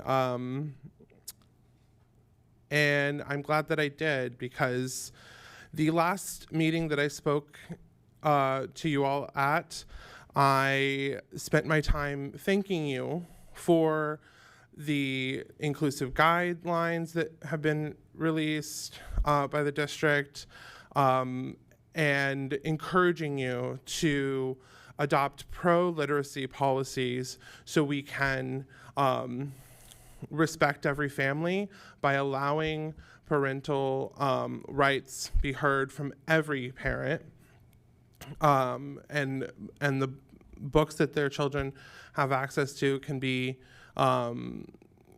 understood and requested and brought into our schools. But it is upsetting that this meeting, this district, or at least one of the board members, has proven to be part of the anti-literacy campaign to remove books and limit access for students. The mechanisms put in place to ensure age appropriateness and propriety for educational materials and for all media were voted on by this board and should be trusted. And these calls for outright bans is against parental rights. It is not any parent's right to limit access to a book for every student just because they don't wish for their student to read it. Parents should be regulating what their students consume. And that is not only their right, but what they're called to do as good parents. But they don't have the right to regulate that for every student and every parent. So I ask the board to continue to be on the right path and be good stewards to this district, to take a pro-literacy stand in your policies so that we can end these horrible bans on books and limiting education. This is a anti-literacy campaign that this district should stand against. Thank you.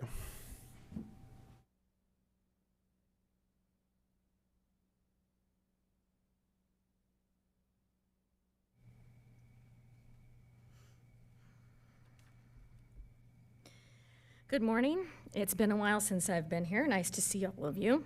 I just want to mention that I only come and address the board when I have something to address the board about. Just, want to put that out there for folks who think we come here for any other purpose, nor should they. Today, I felt it was necessary to address leadership. I know we've all heard the old adage, principal versus principal, because your principal is your pal, right, your friend. In my opinion, 3 of you operate from a place of principles. I'm ideologically aligned to 2 of those 3, Stephanie and Dawn, and thank you for your principled leadership today, Stephanie. That's what principled leadership looks like. The 3rd, as I've said before, is caprice. Even though we don't always see eye to eye, I respect the fact that you maintain your principles. You are transparent and professional. The rest of you would rather be liked than respected. You want to be a pal. I don't respect you because of your weak leadership. Because of your desire to be liked, it makes you open to the highest bidder or the most effective leverage. Your position is subject to constant change, Ms. Long. I was reflecting on the first time I stood before you 3 years ago. It was only 3 years ago. Several of you almost fell out of your chairs when I mentioned communism and when I used the term the final solution. No one thinks that's shocking or crazy anymore, do they? Look at the college campuses and all the anti-Semitic rhetoric, including protest signs that literally say the final solution. While you have sat there denying this is happening on your watch, it is advancing steadily. It starts in K through 12 and flourishes in college. Carol, you insisted the things I brought up were not happening in Pinellas. Now we see they are happening in Pinellas. That is what unprincipled and weak leadership breeds. While you continue to deny and defend your failure, you become the useful idiots. Ms. Kane. Time to step aside and allow principled leadership. Your insistence to ride the middle and keep the water still is the problem, Ms. Heim. As Edmund Burke famously said, the only thing necessary for evil to triumph in the world is that good men do nothing. Mr. Hendrick. Thank you. There are no other speakers, Mrs. Hine. Thank you, and thank you for being here today. And again, thank you, teachers, staff, leaders, for leaving it all on the field. It's been a great year.